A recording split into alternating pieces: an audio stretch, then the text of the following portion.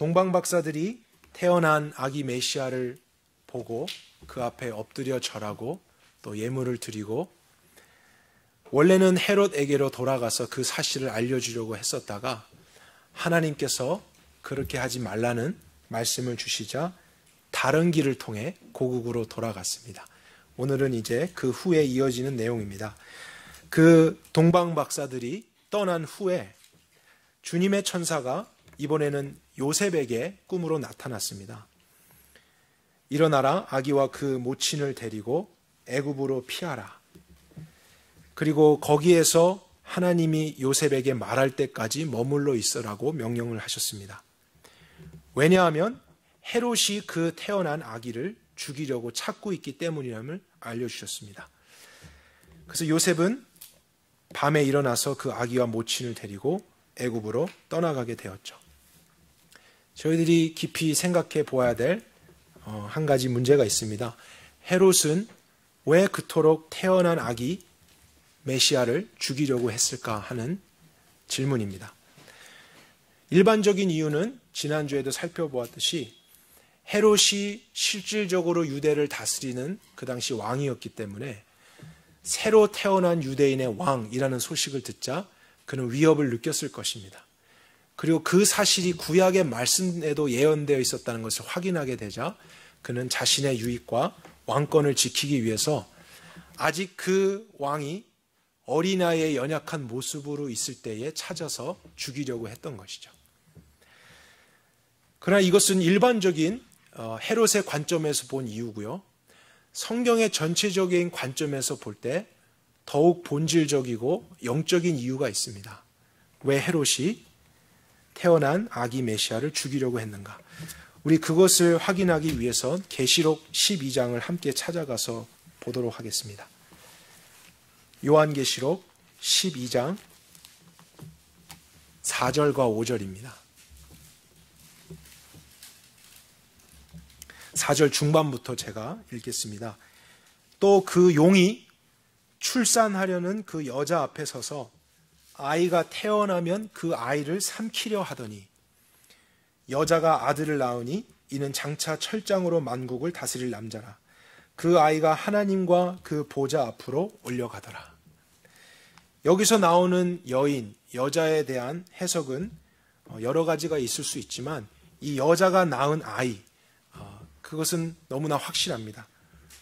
바로 5절에 있듯이 장차 철장으로 만국을 다스릴 남자입니다. 이 세상을 구원할 통치자 메시아를 상징하고 있죠. 그래서 그 여자가 이러한 메시아, 그가 세상의 구원자로 오는데 아기의 모습으로 오게 되었습니다. 그런데 그것을 방해하는 용이 있었어요. 아이가 태어나면 삼키려고 했습니다. 그런데 이 용의 정체가 과연 무엇일까? 9절을 가서 한번 보겠습니다. 이에 큰 용이 내어 쫓기니 곧 옛뱀 또는 마귀라고도 하고 사탄이라고도 하는 온 세상을 속이는 자라.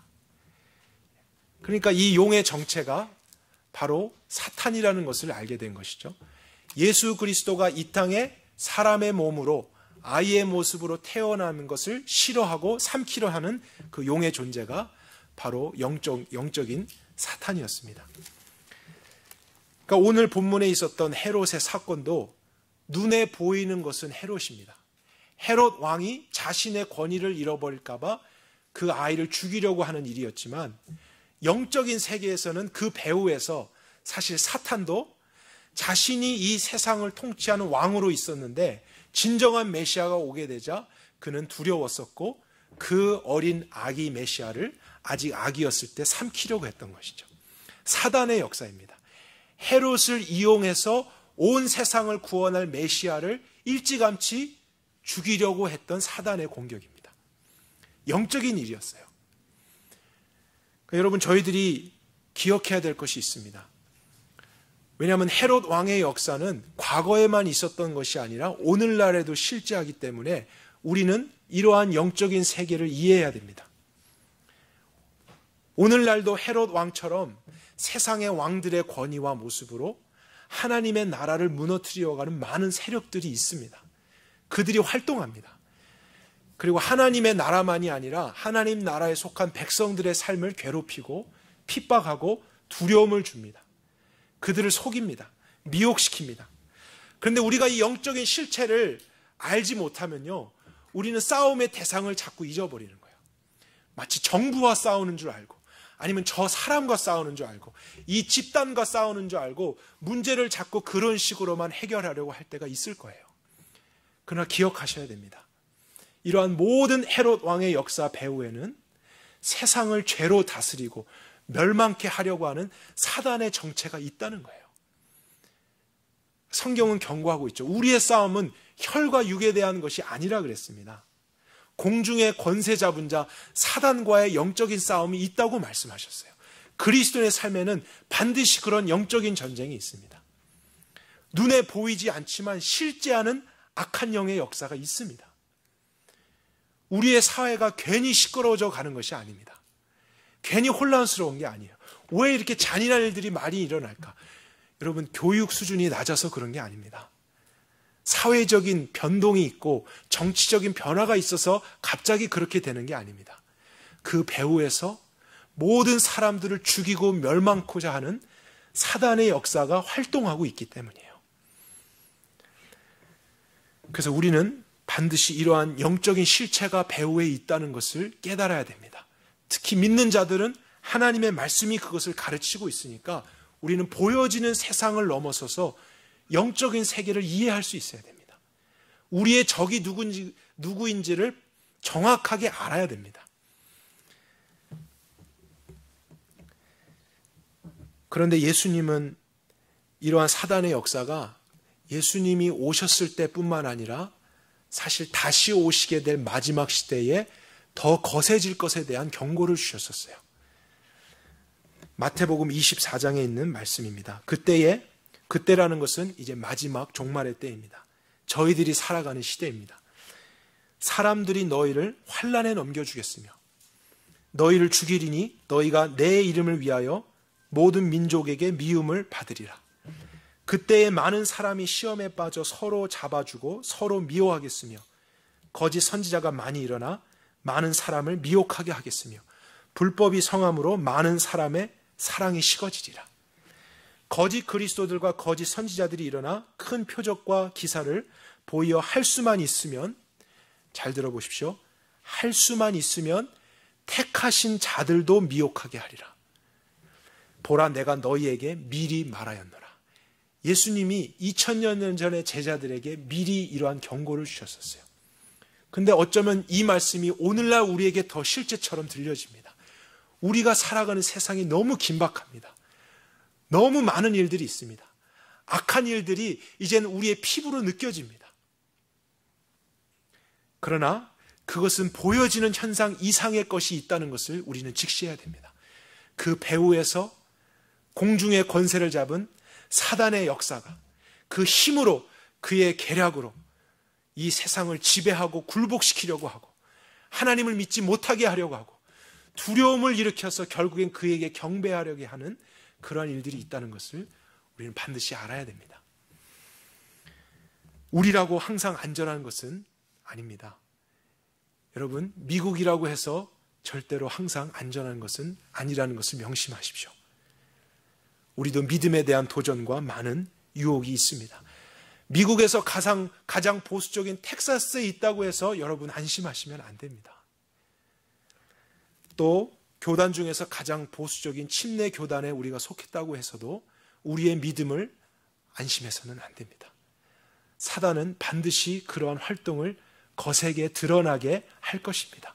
수단과 방법을 가리지 않고 찾아내고 멸망시키려고 할 것입니다. 그때 놀라지 마십시오. 영의 역사입니다.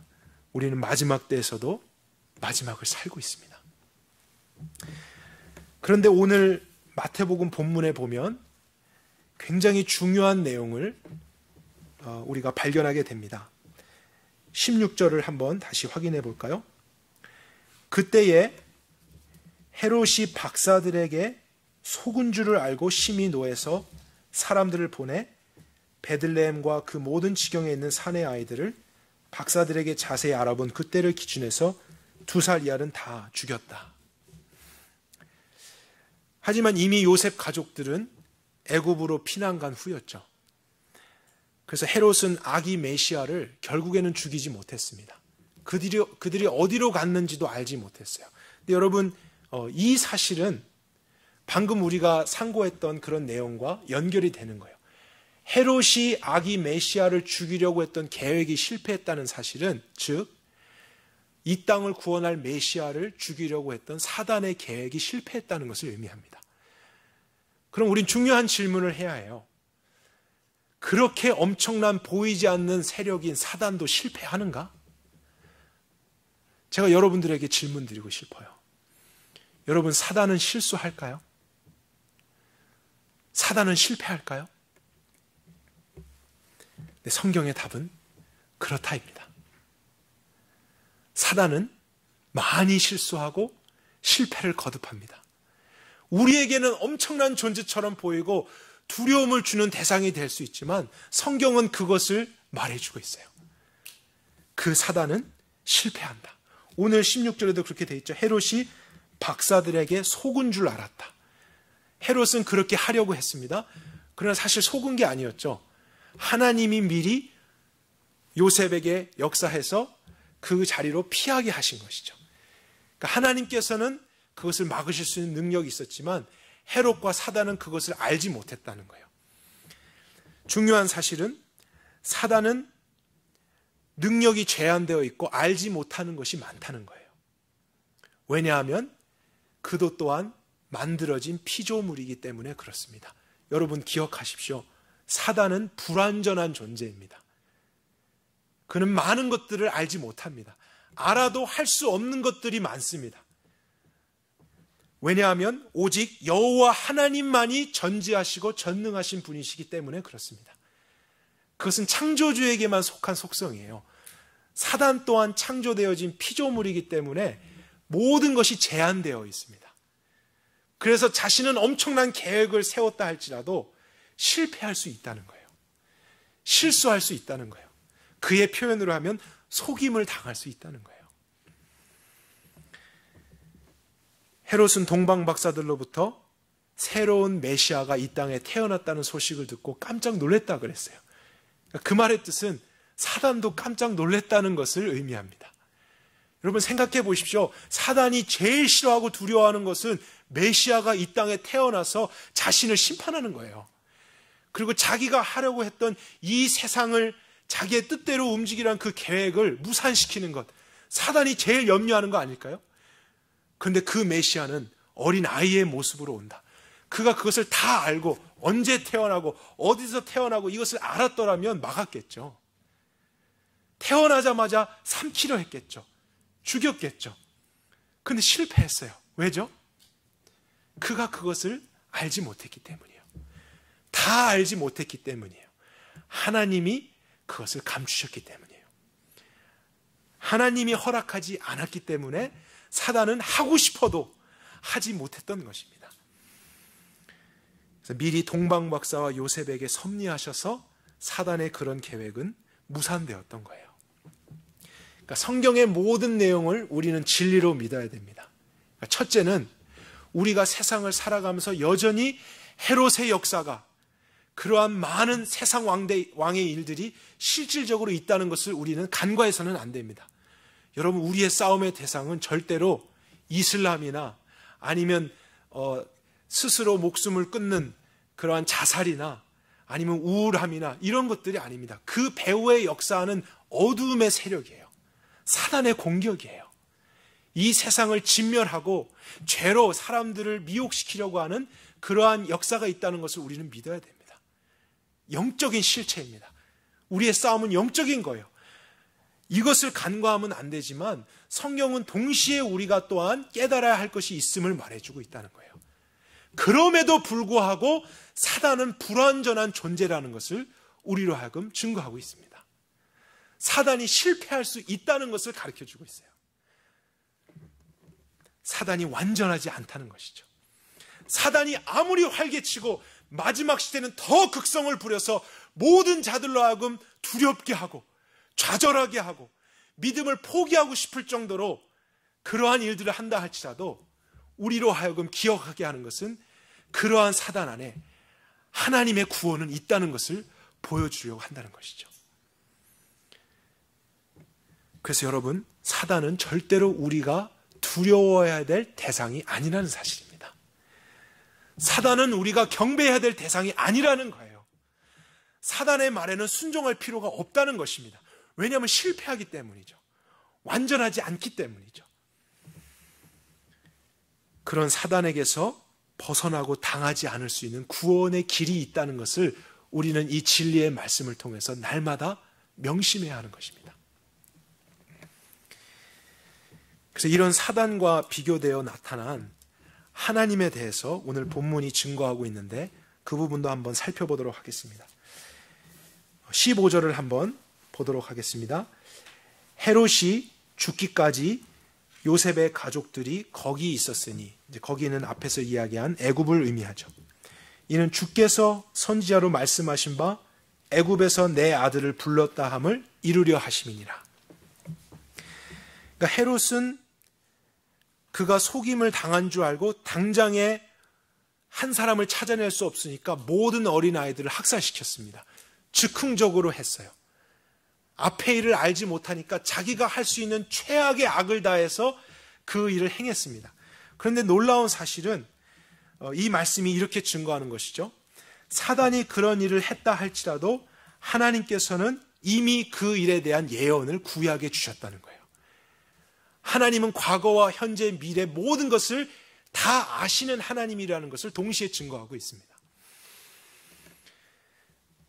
그래서 애굽에서 내 아들을 불렀다 하는 내용은 호세아서 11장 1절에 있는 말씀입니다. 여기서 말하는 아들은 이스라엘을 의미해요. 야곱의 12아들이죠. 그런데 그들이 처음 12아들로 시작돼서 이스라엘이라는 나라를 형성하게 되는데 마치 아기로 태어난 메시아처럼 연약한 상태입니다. 야곱의 가족들만 있을 때는 주변에 강대국들이 침략을 오면은 그들은 다 이제 빼앗길 수밖에 없는 연약함 속에 있었어요. 그래서 하나님이 하신 지혜는 무엇이냐면 이 야곱의 가족들 어린 이스라엘을 애굽이라고 하는 강대국 안에 넣어서 보존하시는 거였어요. 그들이 장성할 때까지. 그래서 430년이라는 기간을 통해서 수백만 명의 인구가 돼서 결국엔 하나님의 때에 내가 내 아들을 애굽에서 불러내겠다. 그래서 이제 독립된 이스라엘로 세우겠다는 하나님의 뜻이었어요. 그런데 이 말씀이 예수님에게 적용될 줄 아무도 몰랐던 것이죠. 하나님만 아셨습니다. 그러니까 사단은 자신의 악함으로 행동을 했지만 하나님은 이미 그것에 대한 계획을 가지고 계셨어요. 그래서 그 아들을 애굽에 넣어서 보존하시는 거죠. 아무도 찾지 못하게 했습니다. 그리고 나중에 이 아들을 안전할 때에 다시 불러낼 것에 대한 예언을 이미 주셨던 것입니다. 이처럼 하나님과 사단이 얼마나 차이가 있는가를 성경은 명확하게 보여주고 있어요. 그리고 16절도 다시 한번 확인하겠습니다. 헤롯이 베들레헴에 사는 2살 이하의 남자들을 다 학살했었죠. 순간적으로 화가 나서 벌인 일입니다. 아무도 예측할 수 없었던 일이었어요. 그런데 그럼에도 불구하고 하나님은 이미 이런 일이 있을 것을 아시고 예레미야 선지자를 통해 이런 예언을 주셨다라고 마태가 기록하고 있습니다. 그 예언이 17절, 18절 말씀입니다. 우리 18절은 같이 한번 읽어보도록 하겠습니다. 시작. 라마에서 슬퍼하며 통곡하고 크게 애곡하는 소리가 들리니 라헬이 그 자식을 위하여 애곡하는 것이라. 그가 자식이 없으므로 위로받기를 거절하였도다 합니다. 모든 사람은 당황할 수 있는 슬픔의 일이었어요. 잔인한 일이었습니다. 어머니들이 그 자녀를 잃은 것에 대해서 통곡하는 일이 있었습니다.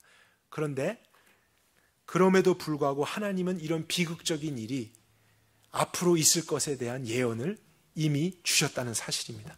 하나님의 지혜, 하나님의 능력이 얼마나 뛰어나시고 또 사단에게는 알지 못하는 것이 많지만 하나님은 모든 것을 아셔서 섭리하신다는 것을 우리는 발견하게 되는 것이죠.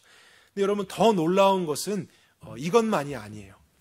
지금 마태복음 2장 18절의 말씀은 예레미야 31장 15절에서 인용된 것입니다.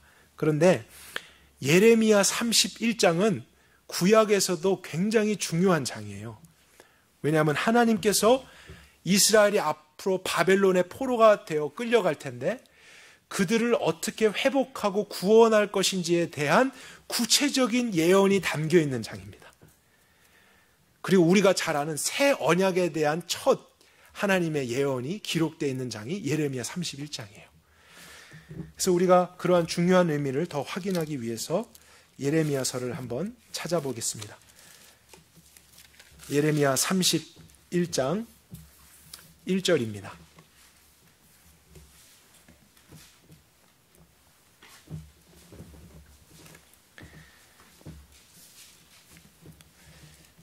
그때에 나 여호와가 말하노니, 여기서 말하는 그때라는 것은 포로로 잡혀가겠지만 하나님께서 다시 이스라엘과 유다를 회복하며 구원하실 때를 의미합니다. 그때에 내가 이스라엘 모든 가족의 하나님이 되고 그들은 내 백성이 되리라. 아직 일어나지 않은 일이지만 하나님이 하실 것을 말씀하십니다. 4절입니다. 처녀 이스라엘아, 내가 다시 너를 세우리니 내가 세움을 입을 것이요 내가 다시 소고를 가지고 즐거운 무리처럼 춤추며 나올 것이며 내가 다시 사마리아 산지에 포도원을 심고 심어 넉넉하리라. 13절을 보겠습니다. 그때에, 회복의 때, 구원의 때입니다. 처녀는 춤추며 즐거워하겠고 청년과 노인이 함께 즐거워하리니 내가 그들의 슬픔을 돌이켜 즐겁게 하며 그들을 위로하여 그들의 근심으로부터 기쁨을 얻게 할 것임이니라. 내가 기름으로 제사장들의 심령에 흡족해 하며 내 은혜로 내 백성에게 만족해 하리라. 나 여호와의 말이니라. 이 말씀을 받고 있는 이스라엘 백성들은 무슨 영문인지도 알지 못할 거예요. 왜냐하면 지금 우리의 현실은 다 무너졌고 이제 바벨론으로 끌려갈 그러한 상황인 것이죠. 그럼에도 불구하고 하나님은 미리 아셔서 이러한 일을 하실 거라는 구원의 소망을 주고 계십니다. 그런데 이러한 소망이 계시되어지고 있는 그 상황에서 오늘 15절이 기록되고 있다는 사실이에요. 라마에서 슬퍼하며 통곡하는 소리가 들리니 라헬이 그 자식을 위하여 애곡하는 것이라. 그가 자식이 없으므로 위로받기를 거절하였도다. 그러니까 이러한 일, 슬프고 애곡하는 그러한 일이 있을 때 그들은 이 사건만을 보면은, 이것만을 안다고 한다면은 좌절할 수밖에 없지만 오히려 이 사건이 그들로 하여금 예레미야 31장 전체를 생각나게 한다는 거예요. 그럼에도 불구하고 이러한 것은 하나님의 구원의 때가 가까이 왔다는 것을 알리는 징조구나. 그래서 이 16절, 그 다음 절을 한번 보십시오. 하나님이 계속해서 이러한 약속을 주셨어요. 내 소리를 금하여 울지 말아라. 그러한 일이 있어도 눈물을 흘리지 말아라. 왜 그렇죠? 왜냐하면 너의 일을 내가 갚아줄 것이기 때문이다.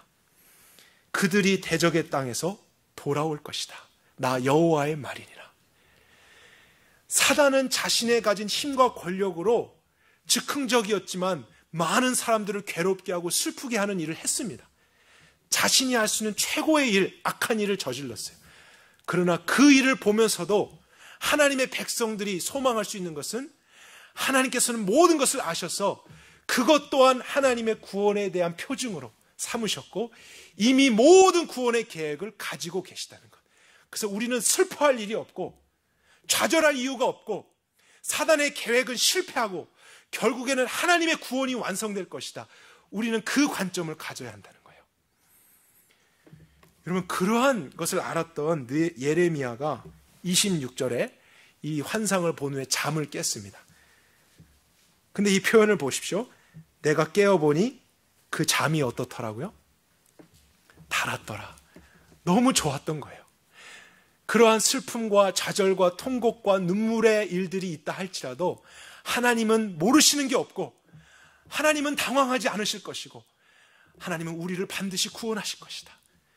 그래서 그러한 소망의 메시지를 들었던 예레미야는 꿈에서 깰 다음에 굉장히 즐거워했다는 거예요. 그리고 31절에 내가 이스라엘 집과 유다 집에 새 언약을 세우리니 나 여호와의 말이라 하는 그 새 언약의 말씀까지도 같이 기록되어 있습니다. 그래서 우리는 사단의 활동과 악한 일들이 실제적이고 굉장히 두렵고 위협적인 것이지만 동시에 보아야 할 것은 하나님은 그 모든 것을 이미 아시고 구원의 길을 다 알고 계신다는 사실입니다. 사단은 알지 못해서 즉흥적으로 어떠한 일을 심하게 할지 몰라도 하나님께는 알지 못하는 것이 없고 이미 모든 것을 다 준비하고 계시다는 사실. 사단과 하나님의 차이, 하나님이 얼마나 위대하신가, 하나님께는 얼마나 큰 능력이 있는가, 우리는 그러한 것을 말씀을 통해 확인하고 있는 것이죠. 그래서 여러분, 철학 세계에서 가르치듯이 영적인 세계를 양과 음의 대립, 선과 악의 대립, 아니면 하나님과 사단이 전쟁하고 대립하는 이런 모습으로 이해하시면 큰 오산입니다. 그것은 하나님을 알지 못하는 세상 사람들이 생각하는 영적인 세계예요. 진리가 이야기하는 영적인 실체는 하나님만이 모든 것의 주권을 가지고 계시다는 사실이에요. 하나님만이 통치자이시고 심지어 사단이 우리 입장으로 볼 때는 크고 굉장히 비범해 보인다 할지라도 하나님의 권위 안에서 그의 능력과 지식은 제한되어 있고 그는 하지 못하는 것이 많고 알지 못하는 것이 많고 실패할 수 있고 그의 계획은 무산될 수 있다는 것을 우리는 반드시 기억해야 합니다. 물론 우리는 모든 이유를 다 알 수 없습니다. 하나님께서 왜 일정한 기간 동안 사단으로 하여금 이 보여지는 세상을 지배하도록 허락하셨는지 우리가 모든 것의 이유를 다 알 수는 없습니다. 여러분, 오늘날도 왜 그렇게 많은 악한 일들로 인해서 사람들이 고통을 받는지 그 이유들을 다 알 수는 없습니다. 왜 많은 사람들이 그렇게 슬퍼하고 아파하고 힘들어하는 일들이 있을지, 사건과 사고가 있는지 우리는 다 알 수 없어요. 하나님이 통치자로 계신데 왜 이런 일들이 우리 눈앞에 펼쳐지는지 우리는 다 이해할 수 없을 때가 있습니다. 그러나 여러분, 그래도 한 가지 우리가 확실히 알 수 있는 것은 있어요. 아무리 이 세상이 어두워져 가고 희망이 없어져 가는 그러한 일들이 사단으로 인해서 되어진다 할지라도 하나님 안에는 반드시 구원의 길이 있다는 사실이에요. 그것은 확실하게 성경이 가르치고 있습니다. 그것은 명백하게 우리로 하여금 믿도록 하고 있어요. 그래서 우리는 절대로 그 관점을 놓쳐서는 안 됩니다. 그렇다면 그러한 하나님의 구원이 어떻게 이루어지는지 우리가 오늘 본문을 통해서 한번 살펴보도록 하겠습니다. 13절과 14절을 다시 한번 살펴볼까요? 요셉이 꿈에 하나님께서 나타나셔서 말씀하시는 내용을 들었죠. 온 인류를 구원할 메시아를 헤롯이 죽인다는 사실이었습니다. 여러분 생각해 보십시오. 요셉은 미처 그 사실을 다 알지 못했어요. 헤롯이 밤사이에 찾아와서 그의 아들과 또 그의 가족을 해칠 수 있다는 것을 요셉으로서는 알지 못했습니다. 만약에 하나님이 말씀해 주시지 않았더라면 어떻게 됐을까요? 요셉은 그냥 당할 수밖에 없었겠죠. 아무리 요셉이 아버지로서 남편으로서 최선의 노력을 다한다 할지라도요, 가족을 헤롯 왕의 군대로부터 보호하지는 못했을 거예요. 그러니까 이처럼 헤롯 왕의 역사는 우리가 상대할 수 있는 것은 아닙니다. 굉장히 큰 거예요. 그런데 놀라운 사실은 이런 연약한 요셉이 헤롯의 계획에서 완벽하게 벗어났다는 것을 성경은 보여주고 있어요. 어떻게 그럴 수 있었습니까? 왜냐하면 요셉이 하나님의 지혜와 말씀을 믿었기 때문이에요. 하나님을 신뢰했기 때문에 그 하나님으로 말미암아지는 구원을 경험하는 것입니다. 여러분, 요셉의 눈에는 헤롯 왕의 군대가 찾아오는 게 안 보였어요. 요셉의 귀에는 그 군대의 발자국 소리가 안 들렸어요. 자기가 느끼기에는 아무런 일이 안 일어날 것 같다는 생각이 있었을지도 몰라요. 근데 중요한 것은 무엇이냐면요, 요셉은 그것을 알 수 없다는 거예요. 우리도 마찬가지입니다. 사단이 어떻게 공격하는지 우리는 모릅니다.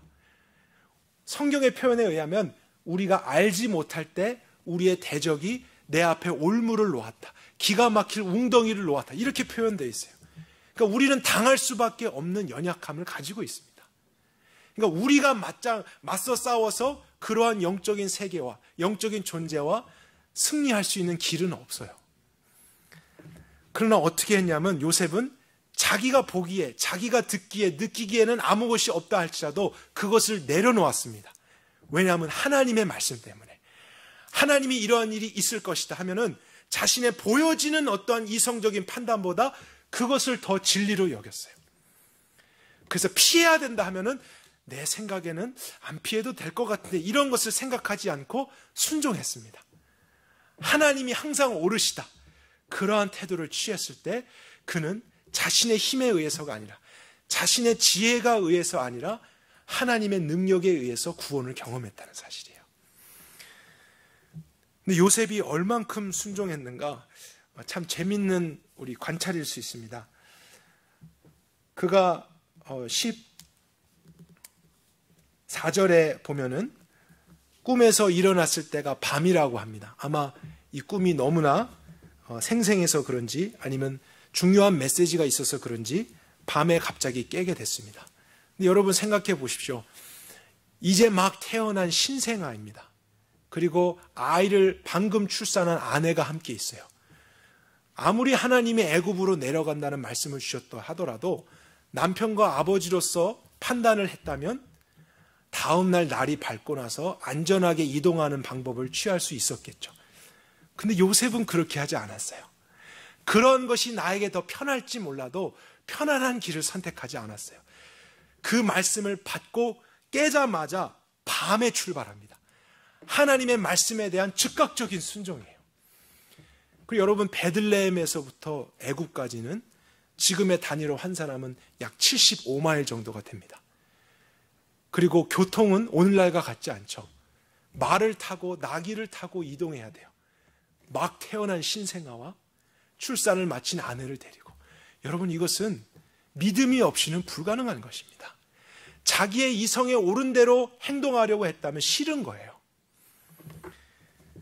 그리고 13절에 보니까 하나님이 애굽으로 내려가라고 말씀하신 후에 내가 너에게 지시할 때까지 기간을 정해주지 않으셨어요.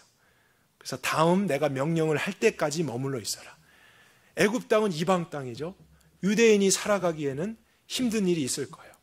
그리고 그 기한도 알지 못하는데 어디에 가서 살죠? 또 얼마 동안 체류하죠? 모든 것이 불확실할 수 있어요. 그러나 그럼에도 불구하고 요셉은 자기의 생각대로, 보여지는 대로, 느끼는 대로, 경험한 대로, 자기가 계산하는 대로 살지 않고 하나님의 말씀을 실제로 여기고 믿었더니, 순종했더니 구원을 받았다는 거예요. 헤롯 왕이 샅샅이 뒤져서 그 아이를 찾아내려고 했지만 요셉의 가족을 발견할 수가 없었어요. 그의 권력, 그의 힘보다 더 뛰어난 힘이 요셉의 가족을 지켜주었기 때문입니다. 그 비결은 무엇이냐면 믿음이었어요. 순종이었어요. 나를 내려놓는 것이었어요. 하나님을 하나님 되시게 하는 그의 태도였어요. 그럴 때에 사단의 권세라 할지라도 아무리 악한 것이라 할지라도 벗어날 수 있는 길이 있다는 것이 성경의 메시지입니다. 그리고 또 한 가지 사실을 우리가 한번 추론해 볼까요? 요셉과 마리아는 굉장히 가난한 커플이었습니다. 출산을 막 할 때에 그 당시 인구존사를 해야 됐기 때문에 베들레헴에 많은 여관들이 사람들로 붐볐습니다. 근데 출산을 막 둔 남편의 입장으로 이 어려움이 있으니까 돈이 더 있었더라면 웃돈을 주고서라도 방을 어떻게든 구할 수 있었을 거예요. 우리 남편분들 그렇지 않을까요? 예, 그렇다고 생각합니다. 예, 아내를 위해서, 자녀를 위해서 사랑하는 남편은 어떻게 해서라든지 방을 구할 수 있었을 거예요. 근데 요셉은 그러지 못했어요. 그래서 결국엔 마구간에서 출산을 하게 됩니다. 그리고 아이가 태어난 지 8일 만에 할례를 하고 그 제물로 어린 양을 드리는 것이 원래 율법이었는데 말씀에 보면 그가 그 어린 양을 살 돈이 없어서 비둘기를 드립니다. 그것은 예외적으로 가난한 사람들이 할 수 있도록 하나님이 말씀해 주신 규례였어요. 그러니까 이처럼 사실 요셉과 마리아에게는 현실이 있었어요. 가난함이 있었어요. 부족함이 있었습니다. 근데 하나님이 어떤 말씀을 지금 명령하시죠? 오늘 이런 일이 있을지 모르니 애굽으로 내려가라. 근데 여러분 현실적으로 생각해 보세요. 이 가난한 가족이 애굽으로 내려가는 것, 그들이 체류하는 것, 또 그 비용이 얼마나 들지 생각해 보십시오. 사실 그들로서는 순종할 수 없는 여러 가지 이유가 있을 수 있어요. 나귀도 빌려야 되고 인부도 구해야 되고 가서 머물 숙소도 찾아야 되고 기간도 알지 못하는데 언제까지인지도 모르면서 내려가는 것, 그들에게는 쉽지 않은 하나님의 명령일 수 있어요. 근데 여러분 생각해 보십시오. 하나님이 말씀을 주실 때 순종할 수 없는 것을 주시고는 그렇게 하나 못 하나를 지켜보시면서 심판하시는 그런 잔인한 하나님이실까요? 요셉의 가정의 형편을 다 아시면서도 할 수 없는 명령을 주시는 하나님이실까요? 그렇지 않으시겠죠. 왜냐하면 하나님은 선하신 분이시기 때문에 그렇습니다. 그래서 우리가 문맥에서 추론을 볼 때 참 놀라운 사실을 발견해요. 하나님이 이러한 요셉 가정을 애굽으로 내려가라라고 말씀하시기 얼마 전에 놀라운 사건을 허락해 주셨어요. 그것은 동방에서부터 박사들이 아기께 경배하기 위해서 찾아왔었고, 그들이 그 당시에도 환산하기 힘든 굉장히 값비싼 황금과 유향과 몰약을 선물로 주었습니다. 그들은 얼떨결에 받았을지 몰라요. 그런데 이 선물로 말미암아 아마도 요셉 가족들은 하나님의 말씀에 어렵지 않게 애굽으로 내려가는 경비나 체류하는 모든 비용을 충당할 수 있었을 거예요. 여러분, 제가 무엇을 이야기하고 싶은지 아시죠? 하나님은 순종하라고 명령만 하시는 분이 아니라는 거예요. 순종할 때 필요한 모든 능력이나 필요를 공급하시면서 말씀하시는 그런 하나님이라는 사실입니다. 그러니까 우리가 이러한 성경의 메시지를 정말로 안다면 순종하지 못할 이유가 없습니다. 우리가 순종을 안 하는 거예요. 왜냐하면 하나님의 뜻보다 내 생각이 더 옳다고 여기는 마음이 있기 때문입니다. 할 수 없는 것을 말씀하시는 하나님이 아닙니다. 그런 하나님이 실리가 없어요. 불가능한 것을 우리에게 맡겨주시고 순종 하나 안 하나를 지켜보시는 그러한 하나님은 성경에 없습니다. 할 수 있는 것, 또 했을 때 나에게 좋은 것, 나에게 복을 주시고 구원해 주시기 위해서 말씀하세요. 그리고 그것을 행할 때 필요한 모든 것까지도 예비하시고 준비하시면서 말씀하시는 그 하나님이 성경의 하나님이십니다. 그러니 우리는 그 하나님을 정말 신뢰하는 것이 필요한 것이죠. 보여지는 것은 없어 보일 수 있고 알지 못하는 것일 수 있지만 하나님의 성품을 안다면, 하나님이 선하시고 하나님은 늘 참되시고 하나님은 늘 구원하신다는 그 사실을 안다면 우리는 믿음으로 순종할 수 있는 거예요. 그럴 때 어떠한 환경, 어떠한 무서움, 어떠한 두려움이 우리가 알지 못할 때 찾아오는 일이 있다 할지라도 우리는 넉넉하게 벗어날 수 있는 것입니다. 그리고 요셉이 또 한 번의 위기를 만나죠. 19절에 그 두려움을 주었던 헤롯이 결국엔 죽게 됩니다. 여기서 나타나는 헤롯은 헤롯 대왕으로서 그 당시 그 지역을 다스리고 있던 왕이고요. 22절에 보면 아켈라오라고 하는 그의 아들이 등장합니다. 이제 아버지 헤롯을 이어서 유대 땅을 지배하게 되는 새로운 왕입니다. 그래서 헤롯이라고 하는 것은 원래 사람 이름이 아니라 프레지던트 같이 왕의 명칭입니다. 대통령 이런 이제 호칭이에요. 그래서 아버지 헤롯이 죽고 아켈라오가 새로운 왕이 돼서 유대 땅을 다스리게 되는데, 그때에 하나님께서 꿈을 통해 요셉에게 다시 말씀하시죠. 요셉은 이때까지 애굽에 머물렀습니다.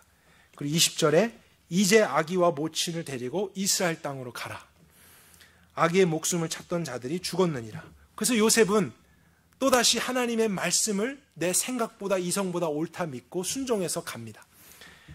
그래서 이스라엘 땅으로 들어왔는데 갑자기 사회적인 변화가 있었죠. 정치적인 변화가 일어났어요. 아버지 헤롯보다 더 악하기로 소문한 아켈라오가 나타난 거예요. 여러분 근데 그때 보십시오. 22절의 중반에 요셉이 거기로 가기를 두려워하였더라. 이렇게 돼 있어요. 이것이 우리 인간의 한계예요. 하나님의 말씀을 따라와도 우리가 어떤 것이 보여지고 우리에게 느껴지면 우리는 두려워할 수 있는 존재입니다. 우리는 그런 피조물이에요. 우리는 그런 연약함을 가지고 있어요. 사단이 또다시 어떠한 일들로 우리를 공격하거나 넘어뜨리려고 하는 그런 일들이 있을 때 우리는 염려할 수 있는 사람들이에요. 그런데 하나님이 이제 이런 상황에서 어떻게 역사하시는지를 한번 보십시오. 그 두려워하고 있는 요셉에게 다시 한번 나타나셔서 말씀을 주십니다. 꿈에 하나님이 경고하셔서 그가 유대 땅으로 가지 않고 갈릴리 지방으로 가게 됩니다. 그래서 나사렛이란 동네에 들어가서 살도록 하십니다. 그래서 우리가 이것을 그냥 단편적으로만 보면은 하나님도 갑자기 요셉이 두려워하니까 아니면 정치적인 변동이 있었으니까 유대 땅으로 보내시려다가 나사렛으로 그냥 가게 하셨구나 이렇게 생각할 수 있어요. 그러나 하나님은 그런 분이 아니십니다. 모든 일들을 이미 다 알고 계시는 분이세요. 요셉이 심지어 이러한 명령을 따라갔을 때 이 시점에서 두려워할 것까지도 아시는 분이 여호와 하나님이십니다. 여러분 하나님이 이런 분이시라는 사실을 여러분의 마음속에 잊지 마시길 바랍니다. 하나님은 전지하시고 전능하신 분이세요. 그래서 이러한 나사렛으로 이동하도록 명령하셨는데 그것은 하나님의 즉흥적인 두 번째 아이디어가 아니었어요. 23절 후반절에 나오죠. 이는 선지자로 이미 하셨던 예언의 말씀을 성취하기 위함이었다.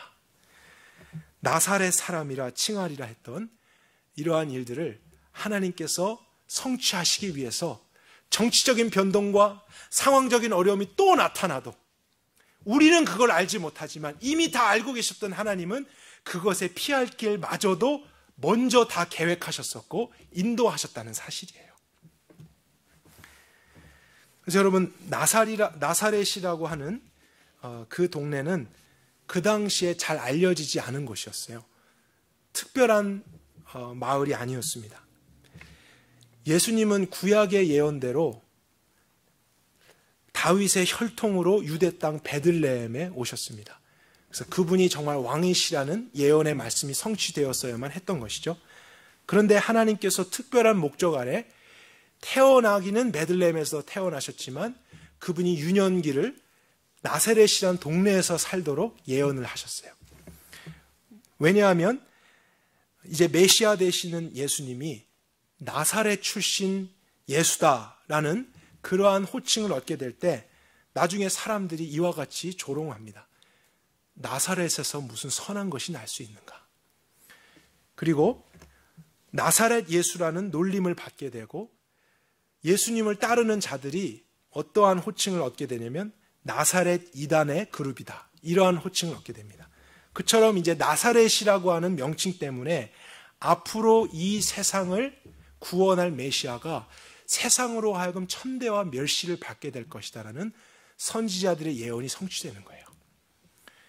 그러니까 사단은 이러한 것을 알지 못하고 그냥 공격하고 자기의 악한 대로 행하고 방해하는, 무너뜨리는, 삼키려는 일을 했지만 하나님은 미리 다 아시고 이러한 예언의 말씀까지도 성취하기 위해서 사단의 악함마저도 하나님의 그 놀라운 구원의 계획의 일부가 되게 하셨다는 것.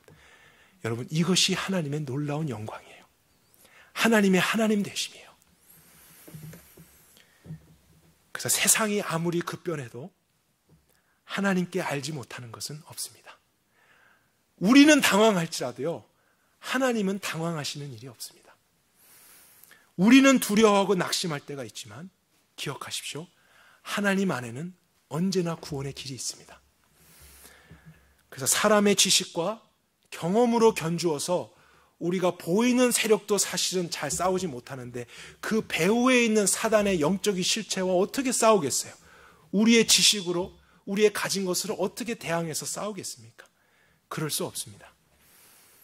그러나 오늘 본문이 가르쳐준 대로 우리 인간은 사단과 맞서 싸워서 승리할 수 있는 유일한 비결이 바로 하나님의 말씀을 믿고 그 말씀에 대한 순종으로 이기는 것임을 보여주고 있습니다. 우리의 힘으로 하는 것이 아닌 하나님의 뜻으로 이루는 것입니다.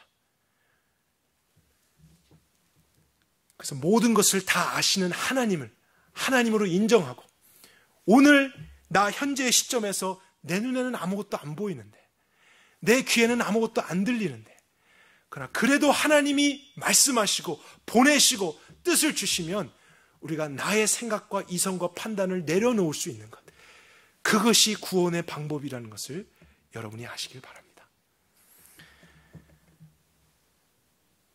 그러나 여러분들이 다 이해된 다음에 믿고 순종하려고 한다면 늦을 수가 있습니다. 왜냐하면 요셉이 헤롯 왕에게 밤에 당할 수도 있었기 때문이에요. 그는 헤롯의 군대가 어떻게 습격해 올지 멀리 볼 수도 없었고 다 들을 수가 없었어요.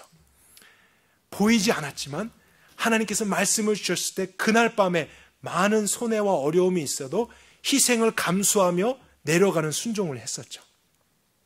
그러니까 저와 여러분의 삶 속에서도 하나님이 말씀을 주실 때 그것을 정말 즉각적으로 믿고 순종하는 것이 오늘 구원의 비결이 될 수 있다는 거예요. 어쩌면 우리가 계속적으로 오늘 일상 중에 피곤함과 어려움과 공격을 당하는 이유는 우리가 자꾸 순종을 미루기 때문일 수 있어요. 내일 순종해야지, 아니면 더 하나님이 말씀하시면 순종해야지, 우리는 이미 알면서도 하나님의 그 뜻을 마음에 품고 있으면서도 나의 생각으로 그것을 미루려 할 때가 있습니다. 그러나 오늘 말씀에 여러분 귀를 기울이십시오. 우리의 구원은 우리의 순종과 직관되어 있습니다. 다 알지 못해도 먼저 믿으십시오. 먼저 순종해 보십시오. 나중에 다 알게 될 것입니다. 그것이 영적인 원리예요. 우리가 다 알아서 사단의 공격을 막는 것이 아닙니다. 하나님만을 알고 그분의 뜻만을 알고 우리 순종할 때 우리의 삶은 그 다음에 이해가 되고 풀어질 것이에요. 그리고 생각해 보면 요셉이 한 번 순종을 했습니다. 그러나 그 한 번의 순종이 온 가족을 살렸습니다. 남편으로서, 아버지로서 힘든 일을 감당했습니다. 그러나 그는 하나님의 뜻을 알자 밤에 일어나서 막 태어난 신생아와 출산을 마친 아내를 데리고 나귀와 말을 타고 인부를 불러서 애굽으로 먼 길을 출발했습니다. 한 번의 순종이에요. 그러나 그 한 번의 순종이 절대 작지 않다는 것을 성경은 보여주고 있는 거예요. 한 번의 순종이 여러분의 가정을 구원할 수 있다는 사실을 명심하시기 바랍니다. 특별히 남편분들, 아버지분들 기억하십시오. 이 가정을 구원할 하나님의 방법이 아내 마리아에게 주어지지 않았었어요. 남편인 요셉에게 항상 하나님이 말씀하셨다는 것을 우리가 보게 됩니다. 그래서 이 가정이 움직이고 머무는 모든 것의 권위를 남편과 아버지들에게 주셨어요.